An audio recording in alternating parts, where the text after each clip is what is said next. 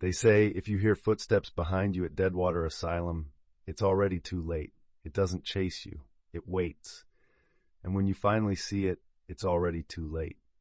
No body, no scream, just silence, and the empty space where you used to be. Welcome to Whispers After Dark, where shadows talk and the night listens. There are places in this world where the veil between here and the unseen is thin, torn, and in those places things not meant to be slip through. There's an old weathered sign off the side of a forgotten road. Welcome to Deadwater, a desolate, haunted place in the middle of nowhere. Those who know of it speak only in hushed tones. They say it's always shrouded in mist, thick and unsettling, curling and writhing like a living thing. It obscures the path ahead and whispers secrets no living soul was meant to hear. Once an insane asylum, the building now sits atop a lonely hill, surrounded by a dead forest. The trees press in, their skeletal limbs reaching out of the mist, clawing at the sky, forgotten by most, feared by the few who remember, and those who wander too close never return. Old legends tell of something ancient and hungry that was stirred from its slumber long ago. A curse, some say, that awakened a creature long before the asylum ever stood. Others whisper it is something far worse, something that doesn't belong to this world. It waits there still. Tall, gaunt, a silhouette in the dark. Its limbs are unnaturally long and thin, moving with a bone-chilling grace, like shadows stitched onto a skeleton. From tattered sleeves, spindly hands reach out, each finger ending in a black, sharpened nail like the points of shadowed blades. Its eyes are hollow. Its mouth hangs open, frozen in a silent scream. Those who once lived within Deadwater's walls gave it a name, the Hollow One. And now, in the suffocating silence of Deadwater, it still watches, still waits, and its presence, though voiceless, speaks volumes of the terror it brings. The small SUV slowed beneath the towering archway that spanned the road, its wrought iron frame twisted with age and carved with elaborate Gothic designs. The words "Welcome to Deadwater" were etched deep into the weathered stone, their edges worn smooth by time, and something else. For a long moment the vehicle idled beneath the arch, as if the forest itself was holding its breath. Then the SUV eased forward, tires crunching over gravel as the trees thickened around them. Blackened and dead, their bare limbs scraped against one another in the windless air. Up ahead, the asylum emerged through the mist, monolithic and decaying, its shattered windows like blind, watching eyes. The car rolled to a stop in front of the entrance. No one moved, no one spoke.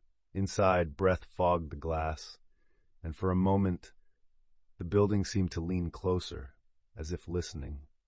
Something unseen watched from the shadows of the old asylum as the three young figures emerged from the car and began unloading their packs and gear.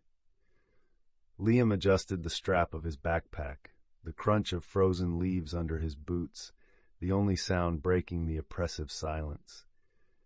Beside him, Maya shivered, pulling her scarf tighter around her face. Ben, ever the light-hearted one, offered a nervous joke that drifted unanswered into the frigid air. Maya inhaled deeply, her eyes sweeping across the skeletal trees with a mix of apprehension and morbid curiosity.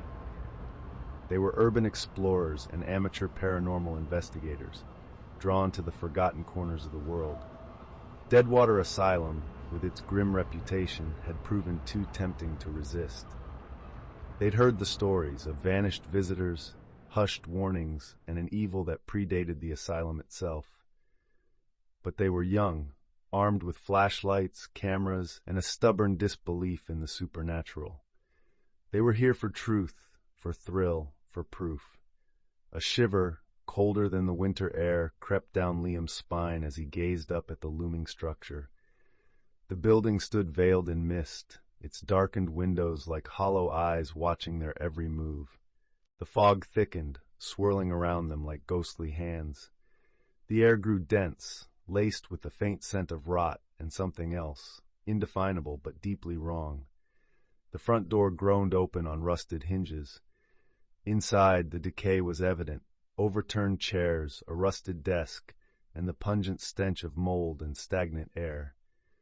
They moved through it with practiced ease, setting up equipment in the main lobby. It looked much like other places they'd explored, dilapidated but still, somehow, alive with memory. For the next couple of hours, they worked in silence. REM pods were placed, sound recorders tested, EMF readers set. The building seemed to hold its breath. They ventured into one of the patient wings. Heavy doors lined the hall, many with broken locks. Some stood half open, revealing rusted bed frames and mold-eaten mattresses. The corridor stretched endlessly, swallowing light and sound. Then, movement. A shadow stirred at the far end, too quick, too quiet. The REM pods lit up green. They froze. And then a sound. A child's cry, thin, lost, echoing from deep within the building. "Help me, please." The voice echoed again, closer this time. Ben tilted his head, brow furrowed. He moved a step forward, as if drawn by something unseen. "Did you hear that?" he whispered, though the others had clearly heard it too. Liam's hand shot out instinctively, gripping Ben's arm. But Ben gave a small, nervous laugh and pulled away. "Probably a recording," he said, though his voice lacked conviction. "Or maybe we finally caught something." He moved deeper into the corridor, the one with the heavy metal doors. The walls here were streaked with rust, like veins of dried blood. Peeling paint curled like dead skin. Scattered papers littered the ground, yellowed and brittle, whispering beneath Ben's boots as he walked. One of the doors, half open, creaked wider as he neared. A cold draft slithered from the darkness beyond. Behind him the REM pod flickered, then went dead. "Guys," he called over his shoulder, but his voice was muffled by the building itself, swallowed by the oppressive silence. From within the open room, something moved. Not seen, sensed, a flicker, a shape. Just beyond the reach of his flashlight, it stood impossibly tall, limbs long and crooked, its outline wrong like a shadow trying to imitate a man. Ben's light flickered. The hallway behind him was now empty, and then footsteps, but not his own. Slow, measured, from inside the room. Ben's breath caught. The door slammed shut. They searched for hours, room after room, hallway after hallway, but found no trace of him. Only his flashlight, still warm, and a single blackened handprint on the inside of the metal door. Maya refused to leave until they found him. Liam tried to call out, to convince her, but she was already gone, retracing their steps back through the asylum. Her boots echoed through empty halls, past rotted furniture and faded murals of forgotten therapy sessions. A light blinked at the end of the corridor, one of their motion detectors, still active. It led her to an old examination room. Inside, the walls were stained with time and something darker. Cabinets hung open, their contents scattered, rusted tools, broken jars, faded X-rays. An exam table sat in the center, its leather cracked and torn. Maya stepped inside. The door closed behind her with a click that felt too intentional. She turned, but there was no one there. The temperature dropped. The light above her buzzed, then went out, plunging the room into near darkness. Only the dim red glow of her EMF reader remained, pulsing softly like a heartbeat. In the reflection of the exam room's cracked mirror, something moved behind her. Not a reflection, a presence. Long fingers curled around the edge of the glass, black, clawed, impossibly sharp. Maya turned, too late. A breath, cold and hollow, brushed against her ear. And then silence. Liam found the room empty. Her gear sat untouched, but the mirror was shattered, the shards scattered across the floor, and scratched into the wall behind the exam table were 3 words, gouged deep into the plaster. It took her. The silence that followed Maya's disappearance was unnatural. Not empty, watchful. Liam stood frozen in the exam room doorway, eyes fixed on the words scratched into the wall. His flashlight flickered, once, twice, then steadied. His breath fogged in the air even though the room was closed, windowless. Too cold now, too still. He backed away, the beam of his light slicing through dust and shadow. Every creak of the floor beneath his feet echoed like a scream in a cathedral. "Ben," he called, voice barely a whisper. "Maya?" No answer. Only the distant sound of something moving, wet and deliberate, somewhere deep in the walls. He returned to the main hall. Their equipment was dead. Every light, every meter. Nothing but static. The kind of silence that hums with invisible pressure, heavy and closing in. And then, footsteps. From the corridor behind him. Not fast, not stumbling. Paced. Liam turned, light trembling in his grip. At the far end of the hall, something emerged from the dark. Tall, thin, bones bending at wrong angles beneath what looked like a tattered coat or robe that clung to it like rotted silk. It stopped. The beam of the flashlight landed on its face. No face. Only a pale, hollow mask of stretched flesh. Two voids for eyes. A mouth slack and gaping as if caught mid-scream. Then it spoke. Not in a voice of its own, but Maya's. "Liam." He staggered backward. The voice came again, softer, fractured. Maya's voice crying, "Please help me." It reached one long arm toward him, fingers curling like smoke. Then, another voice layered beneath hers, a whisper made of stone and ash. "Stay." The lights burst. The hallway was swallowed in black. Liam ran.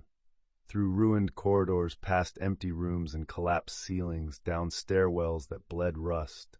The building twisted around him like a living thing, doors slamming shut, hallways looping into themselves, shadows reaching, and all the while it followed. He could feel it, the soft padding of unseen feet just behind him, the rustle of ancient fabric, the whispers, not just the hollow ones, but the voices of the lost, souls long devoured by the asylum's hunger. He didn't dare look back. He knew that if he did, he'd see something that would unravel him completely. So he ran. Around every corner, another ghost.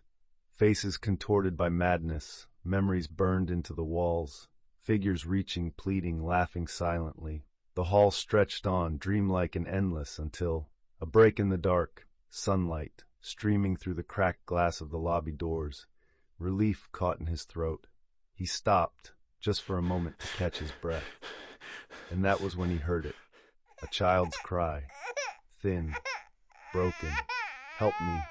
It was right behind him. His chest tightened. His instincts screamed. He didn't turn. He couldn't. The cry drew closer, unraveling into a low, mournful wail. Fingers of despair curled around his spine as he threw his body against the door. Once, twice. The third time it gave way. He stumbled out into the light. The cold mist recoiled, replaced by the sudden warmth of daylight. Behind him the wail rose, anguished, abandoned, a sound that would live forever in his bones. He wanted to look back. Part of him ached to. But he knew, if he did, he would never leave. So he ran, down the hill, past the dead trees, through the mist that clawed at his clothes and whispered names he tried to forget. His breath came in gasps, his heart pounded, and then another set of footsteps, matching his pace, keeping time with his fear. He didn't stop until the road came into view, just past the rotting "Welcome to Deadwater" sign. He collapsed there, gasping, shaking, the cold earth pressing into his palms. The silence of the outside world pressed in, too quiet, too clean, but inside his head, the asylum still whispered. A passing truck found him hours later. He babbled about shadows and voices. He said his friends were taken by the Hollow One. The local authorities searched Deadwater Asylum. They found nothing, no sign anyone had ever been there. Liam survived, but something inside him did not. He speaks in whispers. Late at night, when the wind howls through the trees outside his window, Liam hears them. Footsteps in the dark and whispered voices that once belonged to his friends. And sometimes he wonders, did he really escape, or is he caught in the place between shadows, an echo, a hollow version of who he once was, locked within the walls of Deadwater with only silence and the memories of a night of terror? Truth or legend, Liam, Ben, Maya, aren't real. But the legend of Deadwater Asylum, some say it's just another ghost story, an abandoned asylum shrouded in the mist. But others whisper that the Hollow One exists and roams the halls of that cursed place. Legends and truth are often hard to separate because every legend begins somewhere with something. Every myth has a beginning. Every whispered tale is born from something. Maybe Deadwater is real, or maybe it and the Hollow One are creations of my own imagination. But if you ever find yourself near the old road and you see the sign, if the fog feels too thick and you hear footsteps behind you, don't stop. Don't turn around, because the Hollow One is there and it's still watching. Thanks for watching this episode of Whispers After Dark. If you enjoyed this chilling tale, don't forget to like, subscribe, and hit the notification bell so you never miss a story. I'd love to hear your thoughts in the comments. Do you think there's truth to the legends? And be sure to join me next time for another eerie journey into the unknown. Until then, stay curious, stay cautious, and beware of the whispers after dark.